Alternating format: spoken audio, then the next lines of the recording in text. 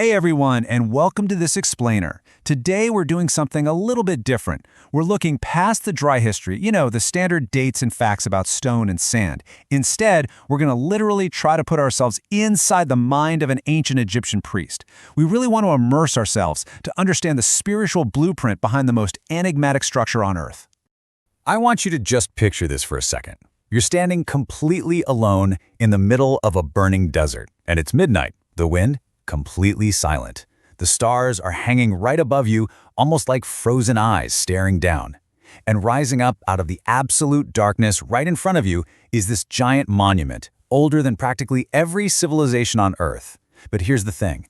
This wasn't just a building to them. To the ancient priests walking those exact sands over 5 millennia ago, this was a living, breathing doorway, a gateway into history's darkest, most profound secrets. Now, when we look at the Great Pyramid today, our modern brains immediately jump straight to the engineering, right? We see this staggering number, over 2 million stone blocks. I mean, to put that in perspective, some of these single stones weighed over 15 tons. They were cut miles away and dragged across the desert with absolutely no modern machines. No engines, no cranes, nothing. The sheer impossible scale of it is literally baffling. It still completely stumps scientists today how ordinary workers actually pulled this off. But the ancient Egyptian priests, they weren't thinking about construction logistics. They had a much, much grander vision. What if the greatest pyramids weren't just stone tombs at all, but active spiritual machines, actually built to last for eternity?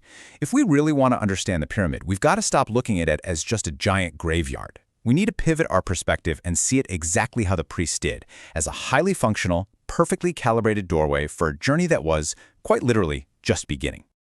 Okay, let's dive into this. Part 1. The Gateway in the Sand. See, to the priests living along the Nile, death wasn't the end of the line. Not at all. It was more like a highly dangerous cosmic transition. And the central figure of that entire journey was the Pharaoh. The Egyptians didn't look at their king as just some guy in charge. The Pharaoh was a divine ruler, handpicked by the gods themselves. So their reign didn't just stop when their heart stopped beating. They were fully expected to keep ruling and keep journeying, right into the afterlife. Because of that, these massive pyramids were explicitly built as preparation tools. Think of them as the ultimate survival kits for the Pharaoh's eternal, ongoing journey across the cosmos. Which brings us to part 2, aligning with the gods. To build this mind-bending afterlife machine, the priests required terrifying precision. They were absolutely obsessed with the heavens. Did you know the pyramid is aligned almost flawlessly with true north, south, east, and west? And get this, it didn't originally look like those dusty, jagged steps we see in pictures today. No, it was once totally encased in perfectly smooth, blindingly white limestone. Under that intense Egyptian sun, the entire structure would have glowed across the desert like a giant mirror. Just imagine being a traveler thousands of years ago, seeing this glowing, geometrically perfect mountain of light.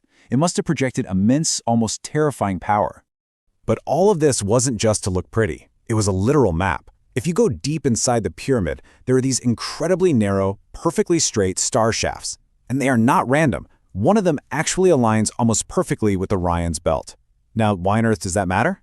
Well, because to the ancient priests, Orion's belt was directly tied to the god Osiris, the supreme ruler of the afterlife. So the physical architecture of the tomb was actually a spiritual counterpart to the stars. It was quite literally pointing the pharaoh's soul exactly where it needed to go. Let's step out of the light and into part 3, Rites in the Dark. Let's move to and see how this builds. To truly grasp what was going on in the priest's mind, we have to leave the blinding desert sun and go deep, deep inside the stone. This is where the really secret, highly dangerous knowledge was guarded. Step 1 was just entering the deep, suffocating darkness of those internal passages. Next, the priests would perform their secret rites completely hidden away from the eyes of the ordinary villagers outside. As they moved deeper, they'd face these terrifying symbols carved into the stone, symbols describing the rigorous, brutal trials the pharaoh was about to face after death. Ultimately, all these steps culminated in spiritually passing through the gates into another world. It was a literal, step-by-step process of divine preparation. And inside those walls, there is a bizarre physical reality.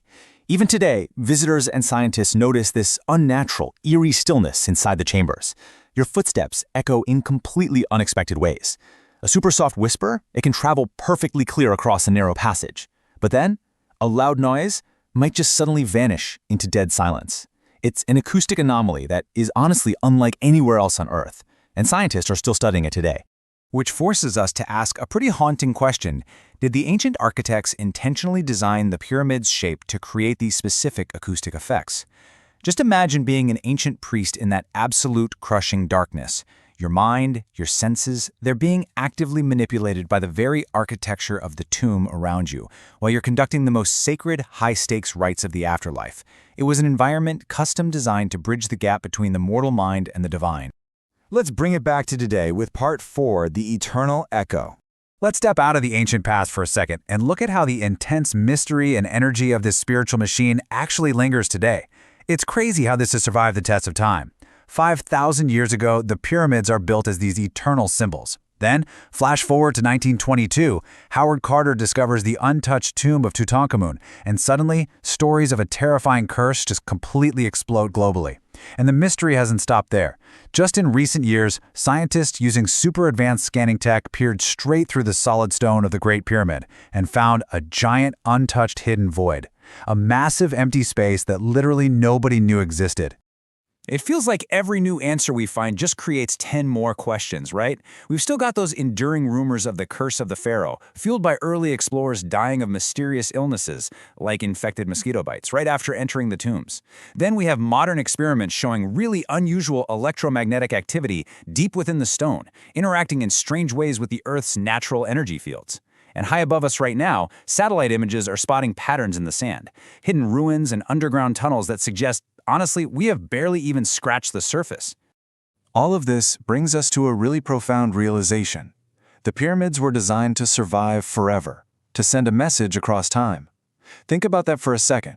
Entire empires rose and totally collapsed around them. Massive wars destroyed surrounding kingdoms. Storms and earthquakes battered the earth for millennia. And yet, the pyramids remained, silent, unbroken, meticulously guarding their secrets.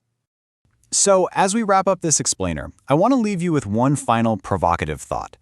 We spend so much time arguing about ropes and ramps and how they physically move the stones, but is the real mystery not how the pyramids were built, but what forgotten knowledge still waits in the dark?